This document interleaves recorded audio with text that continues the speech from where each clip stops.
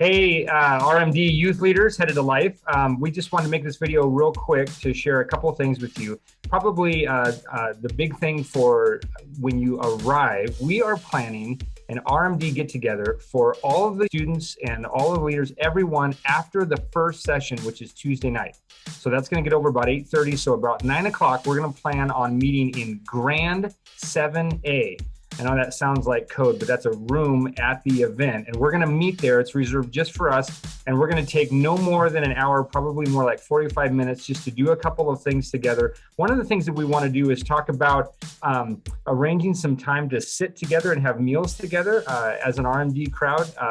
Not necessarily in our own place, but just in a section of the dining area. And then we also have kind of a fun thing that we want to be able to share that would be kind of like an icon that we can have as the RMD group as we're at life, moving around and doing all the things that we're doing. So we also want to share two other things real quick that Harry and Ryan are going to jump into related to coming back and how to reentry well. So Harry?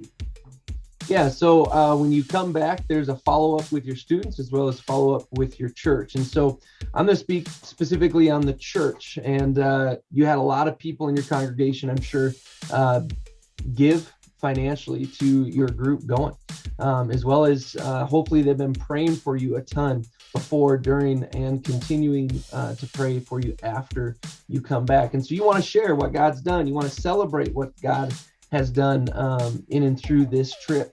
And so how do you share those things? And so I want to share briefly a few different ideas for you to kind of just start getting your thought process going on this. It doesn't have to happen right when you get back, right? Because you're going to be tired and things. So I usually look at a time frame of like three to 4 weeks after we come back. We're trying to share what God has done. And so one thing that we've done in the past is we've done photo books. And so we took all the photos that the students and the leaders took throughout the trip, and we just made a photo book of each day. Another thing that we've done in the past is we've made short videos that recap each day, as well as we made a video recapping the whole week. And we actually incorporated the daily and weekend review videos that the Life Conference makes. And so we took their video and some of our pictures and videos from each day and put those together. And so that was a great option. To be able to share kind of in story mode what God's been doing throughout the week. Another great option that works great is you can do a spaghetti dinner and you invite everyone that's been supporting you to come. And then you have testimony time from the students and the leaders, and they share what God's been doing in and through their lives throughout this trip. And the last idea I have for you, it's really simple. Take a portion or take the entire service one Sunday and do exactly what I just said about the spaghetti dinner and share. Have testimony time. You stand up and share what you saw God doing. Have students come and share what God was doing. Have leaders come and share. So those are just a few ideas that are really simple. Don't take a ton of work. Some a little more work than others, but do a great job in my experience of sharing what God's been doing. So Ryan, if you want to share about follow-up with students. Yeah.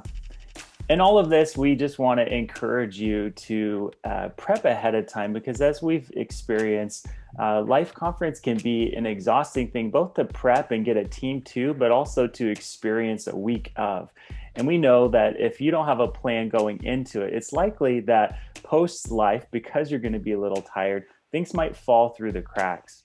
And so we want to set you up well, and we want to set ourselves up well by making plans ahead of time, so that we can continue that momentum that started at Life Conference. And so whether it's with your church or with your students, momentum is a huge thing, and how you come back is a huge thing. And so particularly with your students, though, you might be at Life having conversations with students or noticing their responses to things like missions and wanting to step out further, or maybe they're making a first-time decision to follow Christ, or that recommitment.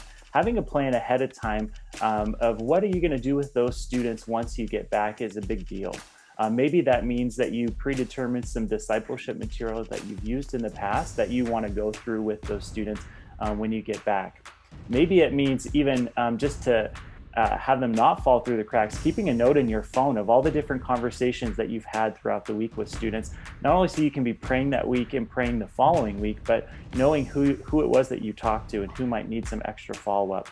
Make sure to also connect with your leaders and collect that information as well, because many of your leaders will also be having some of those conversations.